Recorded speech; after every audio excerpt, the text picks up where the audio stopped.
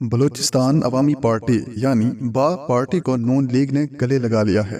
باپ کے متعلق اپنے تمام گلے شکوے نون لیگ بھول چکی۔ وہ تانے جو نون لیگ باپ کے حوالے سے تحریک انصاف اور پیپلز پارٹی کو دیتی رہی، آج وہی تانے پلٹ کر نون لیگ کو چڑھا رہے ہیں۔ یاد دلایا جا رہا ہے کہ آخر پاکستانی سیاست کے باپ کو نواز شریف نے بھی تسلیم کر لیا ہے۔ نواز شریف حکومت کے خاتمے اور باپ کے کردار اور بعد میں باپ کی عمران خان پروجیکٹ کی کامیابی، تحریک انصاف حکومت کے بنوانے میں کردار سے پیپلز پارٹی کے ساتھ یاری تک نون لیگ ایک عرصہ تک سیخ پا رہی اور باپ کے بارے میں خوب تانا بازی کرتی رہی۔ جب عمران خان کی حکومت کے خاتمے کا وقت آیا تو پاکستان کی سیاست کے باپ نے پلٹا کھایا اور باپ پارٹی عمران خان کے خلاف ہو گئی۔ اب جب نواز شریف ایک لاڈلے کے طور پر پاکستان واپس آئے تو ان کا سب سے پہلا دورہ بلوچستان کا ہوا، جہاں انہوں نے ہماری سیاست کے باپ کو سب کے سامنے گلے لگا لیا، یعنی دونوں ایک ہو گئے، شیر و شکر ہو گئے، جو اس بات کا اشارہ ہے کہ نون لیگ آئندہ حکومت بنانے جا رہی۔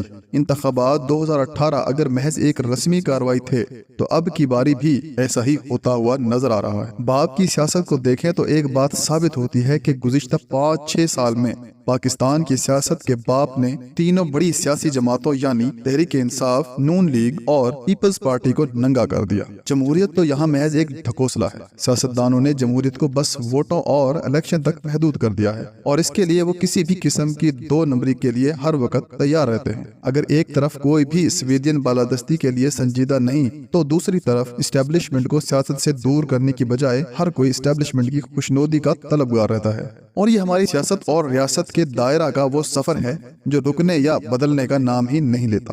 پاکستان کی سیاست کے باپ کی تمام سیاسی جماعتیں اس وقت تک محتاج رہیں گی جب تک ہم جمہوریت کی روح کے مطابق سیاست نہیں کرتے۔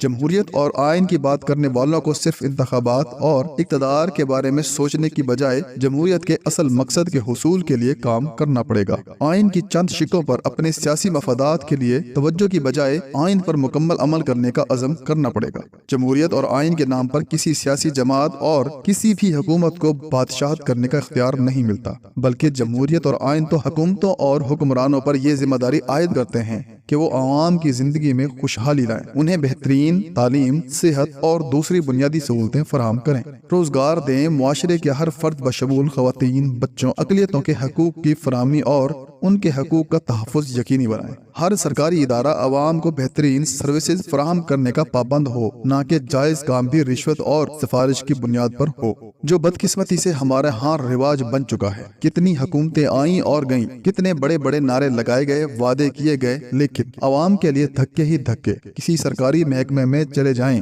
بغیر سفارش رشوت جائز سے جائز کام بھی نہیں ہوتا۔ یہ ملک اشرافیہ اور مافیاز کے لیے رہ گیا ہے۔ اس 2 نمبر جمہوریت کے ہاتھوں عوام بیچارے تو رل گئے ہیں۔ ان کے لیے جمہوریت کا مطلب صرف الیکشن اور ووٹ ڈالنا ہے۔ ایک بار پھر ووٹ کا ڈرامہ رچے گا، لیکن کیا پاکستان تبدیل ہوگا؟ مجھے کوئی زیادہ امید نہیں۔ سب کچھ ہم نے تباہ کر دیا ہے۔ گزشتہ روز عمران خان کے ایک بڑے وکیل ایک ٹاک شو میں بات کرتے ہوئے کہہ رہے تھے کہ اس ملک میں جمہوریت صرف اس وقت آ سکتی ہے جب ووٹ کو عزت ملے گی۔ ان کے کہنے کا مطلب تھا کہ جب اسٹیبلشمنٹ ووٹ کو عزت دے گی تو پھر ہی معاملات ٹھیک ہوں گے۔ ان کی اس بات سے میں جزوی طور پر متفق ہوں۔ وہ اس لیے کہ اسٹیبلشمنٹ کو اگر ایک طرف ووٹ کو عزت دینی چاہیے تو دوسری طرف سیاستدان جو ووٹ لے کر حکومت بناتے ہیں انہیں بھی ووٹ کو عزت دینی ہو، یعنی جو عوام سے ووٹ لیتے وقت الیکشن میں وعدے کیے جاتے ہیں انہیں پورا کرنا اشد ضروری ہے، اور یہ ووٹ کی وہ عزت ہے جو اگر ہمارے سیاستدان سمجھ لیں اور اس پر عمل کریں تو پھر اسٹیبلشمنٹ بھی ووٹ کو عزت دینے پر مجبور ہو جائے گی۔ یعنی سیاستدان اگر سویلین بالادستی چاہتے ہیں تو انہیں اپنے اقتدار میں دن رات عوام کی فلاح اور خوشحالی کے لیے پرفارمنس دینا ہوگی۔ اس کے علاوہ کوئی شارٹ کٹ نہیں، اور یہ ہم بار بار دیکھ چکے ہیں۔